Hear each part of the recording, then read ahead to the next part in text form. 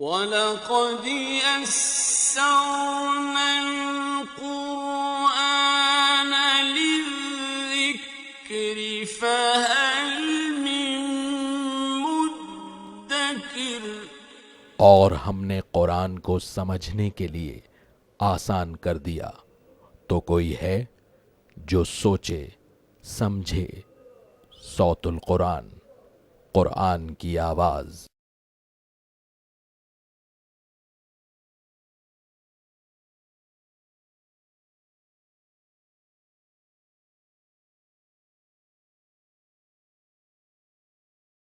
نحمده ونصلي على رسوله الكريم اما بعد فاعوذ بالله من الشيطان الرجيم بسم الله الرحمن الرحيم فلذلك فادع واستقم كما امرت ولا تتبع اهواءهم وقل آمنت بما انزل الله من كتاب وامرت لاعدل بينكم الله ربنا وربكم لنا اعمالنا ولكم اعمالكم لا حجة بيننا وبينكم الله يجمع بيننا واليه المصير صدق اللہ العظیم۔ سورہ الشورى آیت نمبر 15 سے ہم اپنا مطالعہ شروع کر رہے ہیں۔ دوسرا رکوع اس سورہ مبارکہ کا جاری ہے، اس میں اقامت دین کے حوالے سے گفتگو ہو رہی ہے۔ آیت نمبر 13 میں دین کو قائم کرنے کا حکم دیا گیا ہے، اور اب رسول اکرم صلی اللہ علیہ وسلم سے خطاب ہو رہا ہے اسی اقامت دین کے فریضے کے حوالے سے، اور منکرین کا بھی انجام اس رکوع میں بیان کیا گیا ہے۔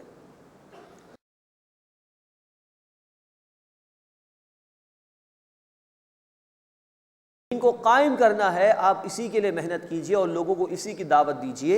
وَاسْتَقِمْ كَمَا أُمِرْتَ، اور جیسے آپ کو حکم دیا گیا ہے آپ اس پر قائم رہیے۔ وَلَا تَتَّبِعْ أَهْوَاءَهُمْ، اور آپ ان کی خواہشات کی پیروی نہ کیجیے۔ مراد جو دین کو غالب ہوتا ہوا دیکھنا نہیں چاہتے بلکہ اس میں رکاوٹ پیدا کرنا چاہتے ہیں، آپ ان کی باتوں کو اہمیت نہ دیجیے، آپ اس دین کو قائم کرنے کی جد و جہد میں آگے بڑھتے رہیے۔ وَقُلْ آمَنْتُ بِمَا أَنزَلَ اللَّهُ مِنْ كِتَابٍ، اور آپ فرما دیجئے میں ایمان لایا اس پر جو اللہ نے کتاب میں سے نازل فرمایا۔ وَأُمِرْتُ لِأَعْدِلَ بَيْنَكُمْ، اور مجھے حکم دیا گیا ہے کہ میں تمہارے درمیان عدل یعنی انصاف قائم کر دوں۔ دیکھیے یہ ہے انقلابی الفاظ قرآن کی، کہ اللہ کے حبیب صلی اللہ علیہ وسلم کو صرف اس لیے نہیں بھیجا گیا کہ میں کتاب پڑھ کے تمہیں سنا دوں، نہیں، مجھے حکم دیا گیا ہے لِأَعْدِلَ بَيْنَكُمْ، تمہارے درمیان عدل کو انصاف کو قائم کر کے دکھا۔ یہ ہے انقلابی دعوت قرآن کی۔ وہ عیسائیت کا مسئلہ تھا کہ عیسیٰ علیہ السلام کے دور میں ان کے لیے لوگ ہی میسر نہیں آئے کہ دین کی جد و جہد انقلابی مرحلے میں داخل ہوتی، تو لوگ عیسائیت سے انسپائرڈ ہو کر کہتے کہ صاحب اگر کوئی ایک تھپڑ آپ کے سیدھے گال پر مار دے تو آپ دوسرا گال بھی پیش کر دیجئے۔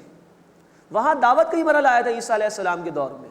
نبی صلی اللہ علیہ وسلم کے دور میں آپ صلی اللہ علیہ وسلم کو صحابہ اکرام کی جماعت میسر آئی، تو آپ نے صرف دعوت ہی پیش نہیں کی، دعوت کا مرحلہ تھا، آپ نے برائی کا جواب بھلائی سے بھی دیا ہے، لیکن جب بات آئے گی ظالمانہ نظام کو بدلنے کے اعتبار سے تو اہل ایمان میدان میں آ کر باطل کا آنکھوں میں آنکھیں ڈال کر مقابلہ کریں گے۔ وَأُمِرْتُ لِأَعْدِلَ بَيْنَكُمْ، اور مجھے حکم دیا گیا ہے میں تمہارے درمیان عدل کو قائم کر کے دکھاتا ہوں۔ یہ ہے 23 برس کی محنت رسول اکرم صلی اللہ علیہ وسلم کی، صرف دین پہنچانا نہیں، دین کو غالب کرنا بھی ہے۔ اللہ ہمیں اپنے حبیب صلی اللہ علیہ وسلم کی سنت پر عمل کرنے کی توفیق عطا فرمائے۔ اللہ ربنا وربکم، اللہ ہمارا رب ہے اور تمہارا رب بھی۔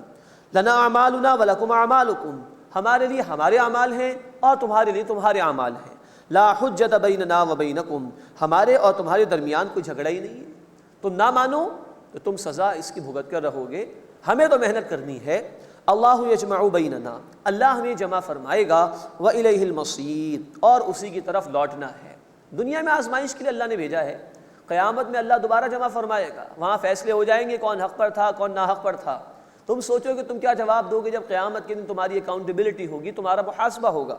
والذین یحاجون فی اللہ من بعد ما استجیب لہ، اور جو لوگ اللہ کے بارے میں جھگڑا کرتے ہیں اس کے بعد کہ اس کو قبول کر لیا گیا ہے، اللہ کی بات قبول کر لی گئی ہے، اس کے بعد اگر کچھ لوگ اعتراض کرتے ہیں، اختلاف کرتے ہیں، جھگڑا کرتے ہیں، حجتہم داحضۃ عند ربہم، ان کی یہ حجت، ان کا یہ جھگڑا ان کے رب کے ہاں باطل ہے۔ وعلیہم غضب، اور ان پر غضب ہے۔ ولہم عذاب شدید، اور ان کے لیے سخت عذاب ہے۔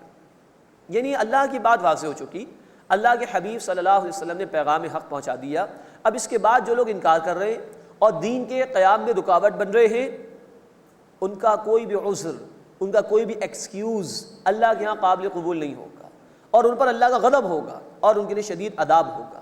اس بات کو اس طرح بھی سمجھنے کی ضرورت ہے کہ آج اللہ کے رسول صلی اللہ علیہ وسلم کا اسوہ حسنہ ہمارے پاس موجود ہے، اور کچھ لوگ ہیں ہمارے معاشرے میں جو اللہ کے دین کے لیے جد و جہد کر رہے ہیں. اب وہ لوگ کہ جو جد و جہد نہیں کر رہے اللہ کے دین کے لیے، اس کو قائم کرنے کی کوشش نہیں کر رہے، وہ کوئی عذر پیش نہیں کر سکیں گے اللہ کے ہاں کہ اللہ ہمارے پاس وقت نہیں تھا، اللہ ہمیں بات سمجھ میں نہیں آئی تھی، ہمارے ساتھ پیٹ کا مسئلہ تھا، ہمارے ساتھ وہ مسائل تھے. نہیں، تمہارے ہی معاشرے میں لوگوں نے اس دعوت کو قبول کیا تھا، وہ اللہ کے دین کے لیے محنت کر رہے تھے، تم نے محنت کیوں نہیں کی؟ تو ایسا کوئی بھی عذر اللہ کے یہاں قابل قبول نہیں ہوگا کہ اللہ ہم تیرے دین کے لیے محنت نہیں کر سکے، ہمارے ساتھ یہ مسائل تھے. وہ لوگ کہ جو محنت کر رہے ہوں گے وہ ایسے عذر پیش کرنے والوں کے لیے قیامت کے دن حجت بن جائیں گے. اللہ الذی انزل الکتاب بالحق والمیزان، اللہ ہے جس نے کتاب حق کے ساتھ نازل فرمائی اور میزان بھی. مراد یہ کہ دین حق بھی اللہ نے عطا فرمایا، شریعت کے احکامات جس کے تحت لوگوں کے حقوق و فرائض طے ہوتے ہیں، اور کتاب حق بھی اللہ تعالیٰ ہی نے عطا فرمائی.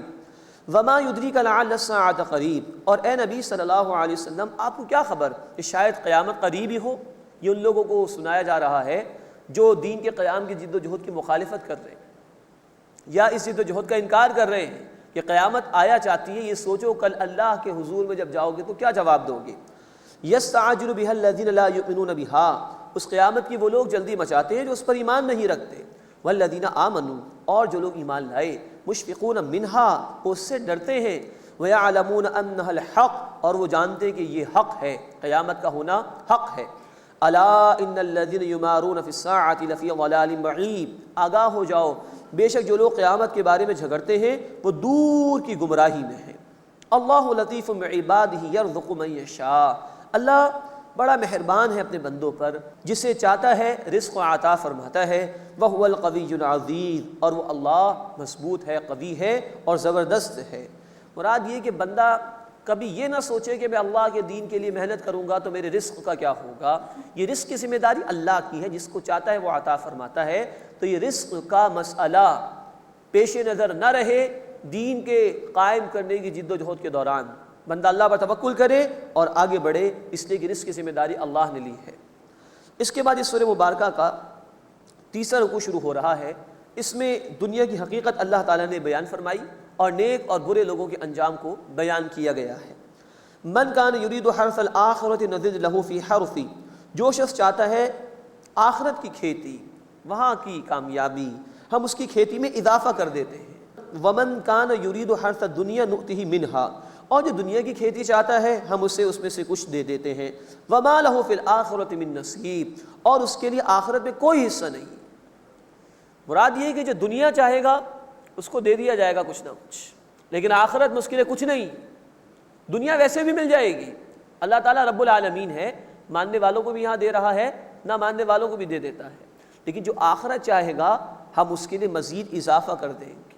دنیا میں کوئی دین سے فرار اختیار کر کے سمجھ رہا ہے کہ میں 2-4 گھنٹے زیادہ کام کر لوں گا، زیادہ پیسہ بنا لوں گا، تو جتنا مقدر میں اللہ نے لکھ دیا اس سے زیادہ وہ کما نہیں سکتا.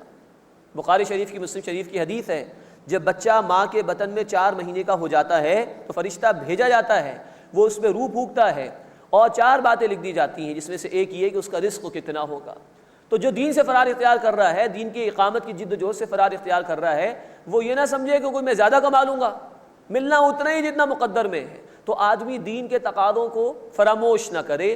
آخرت بڑھا کر اللہ دے گا، دنیا اتنی دے گا جتنی اللہ نے مقدر فرما دی، اس سے زیادہ نہیں مل سکتا. ام لہم شرکاء، کیا ان کے کچھ شریک ہیں، شرعوا لہم من الدین ما لم یأذن بہ اللہ، کہ جنہوں نے ان کے لیے ایسا دین مقرر کر دیا کہ جس کی اللہ نے کوئی اجازت ہی نہیں دی. ہیں کوئی جھوٹے معبود ان کے جنہوں نے کوئی دین مقرر کیا ہو. ولولا کلمۃ الفصل لقضی بینہم، اور اگر ایک فیصلے کی بات طے نہ ہو چکی ہوتی تو کب کا ان کے درمیان فیصلہ کر دیا جاتا. یعنی اللہ نے مہلت دی ہے، ایک وقت متعین ہے، اس وقت کے آنے پر ان کا معاملہ چکا دیا جائے گا. وَإِنَّ الظَّالِمِينَ لَهُمْ عَذَابٌ أَلِيمٌ، اور بے شک ظالموں کے لیے دردناک عذاب ہے. تَرَى الظَّالِمِينَ مُشْفِقِينَ مِمَّا كَسَبُوا وَهُوَ وَاقِعٌ بِهِمْ، تم ظالموں کو دیکھو گے کہ وہ